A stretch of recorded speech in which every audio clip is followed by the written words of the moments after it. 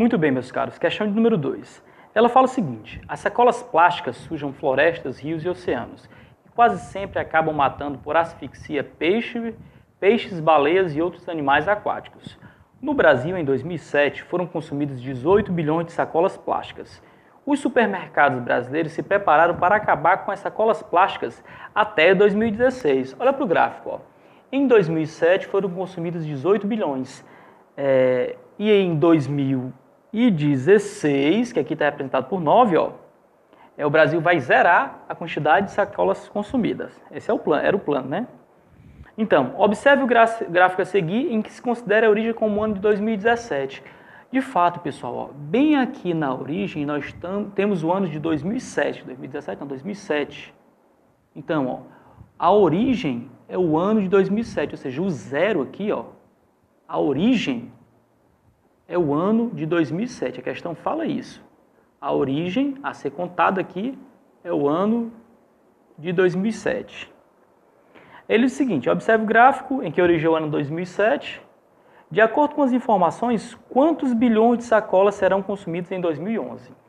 Ora, ela quer saber a quantidade de sacola em 2011. Então, considere o seguinte: se isso aqui, vou colocar uma seta assim para ficar fora ali do gráfico. Se isso aqui é 2007, então 2008, digamos, seja aqui, 2009, 2010, 2011. Considere que 2011 seja isso aqui. Quantas sacolas serão consumidas? Veja comigo. Subindo aqui no gráfico, ó, esse é o valor de X, eu vou ter um ponto aqui. A pergunta é, qual é o valor de Y? Qual é a quantidade de sacolas a serem consumidas aqui? Pessoal, é uma questão simples de ser feita quando você sabe manusear, utilizar o coeficiente angular. Antes de resolver essa questão, vamos relembrar um fato importante para a gente resolver rapidamente essa questão. Você sabe o seguinte, que o coeficiente angular, se você quer encontrar o coeficiente angular, né, esse tal A, ΔY por ΔX dividirá. Mas se você quer encontrar esse tal A, 2 pontos sobre a função terá que encontrar. Quais seriam os 2 pontos sobre a função? Está aqui um primeiro ponto sobre a função e aqui um segundo ponto sobre a função. Vamos chamar de B. Os 2 pontos. Agora, professor, como é que eu faço para calcular o ΔY e o ΔX? ΔY é a variação em Y, ΔX é a variação em X. O valor final menos o valor inicial. Considere o ponto A. Vamos considerar aqui o ponto A, começar por ele. No ponto A, o Y, pessoal, observe, o Y inicialmente é 18 e vai para 0. Se eu quero calcular o ΔY, a variação em Y para essa função, eu pego o valor final, que é 0, ó, começou em 18 e vai caindo. Ó. O valor final, que é 0, menos o valor inicial, que é 18, ou seja, o ΔY para essa função é menos 18. Do ponto A para o ponto B. No ponto A, o x é 0. No ponto B, o y é 9. Se eu quero calcular a variação em x, eu vou pegar o valor final, 9, menos o valor inicial, que é 0, tá bom? As coordenadas do ponto A, ó, o x do ponto A é 0 e o y dele é 18. As coordenadas do ponto B, o x dele é 9 e o y dele é 0. Por isso ficou, ó, y de B menos y de A, 0 menos 18. X de B menos x de A, 9 menos 0. Ó.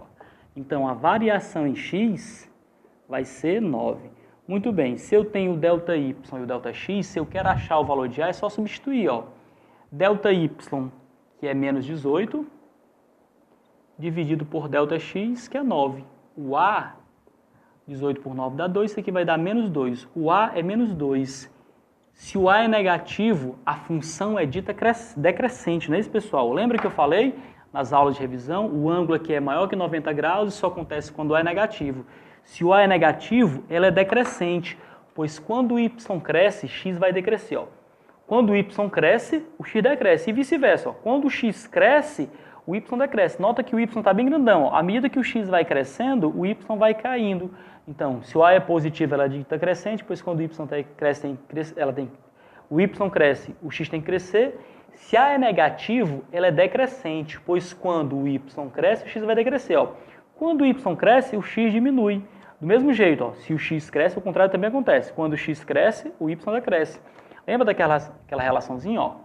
Quando o y cresce, o x faz o quê? O x decresce. E vice-versa. Quando o y decresce, o x cresce. Tá bom? Muito bem. Isso acontece porque o a é negativo, não é isso? Observa, pessoal. Aqui vem um detalhe importante para você ficar rápido, resolver rapidamente as questões que envolvem função do primeiro grau no Enem. Esse coeficiente A, ele me diz a relação entre o crescimento de x e y. Veja de que maneira. Se eu sei que ΔY sobre ΔX é A, eu posso dizer o seguinte, ó, que ΔY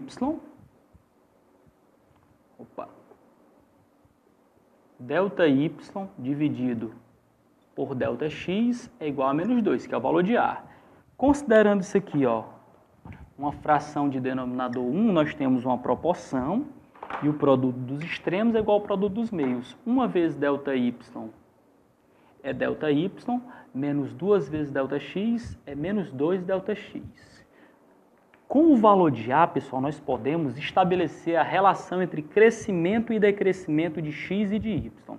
Veja bem, o que é que essa relação me diz? Ela diz o seguinte, que a variação de x multiplicado por menos 2 vai dar a variação em y. Perceba que se o x for 10, 2 vezes 10, menos 2 vezes 10 é menos 20. Quando o x cresce, o y vai ter que fazer o quê? Decrescer, porque o resultado do y vai ser negativo. Vamos agora refletir ou analisar essa situação nessa questão. Olha como é fácil resolver essa questão. Eu quero o seguinte, eu tenho o ano de referência que é o ano de 2007, que é o 0, e eu vou andar até o ano de 2011. A variação em x, vou colocar aqui de verde, ó. A variação em x, o crescimento em x, o ΔX, para esse caso aqui, ó, de 0 até 2011, ou de 2007 a 2011, vai ser quanto? 2011 menos 2007, que é 4. A variação em x foi 4. Aí fica a pergunta, a variação em y vai ser quanto? Olha aqui comigo, ó. A variação em y é o valor de A dessa função que se aplica a qualquer ponto. Eu peguei esse trecho todinho, em qualquer ponto que eu pegar. Se eu pegar aqui, ó, o A, se eu pegar de 0 a 2011, o A é o mesmo.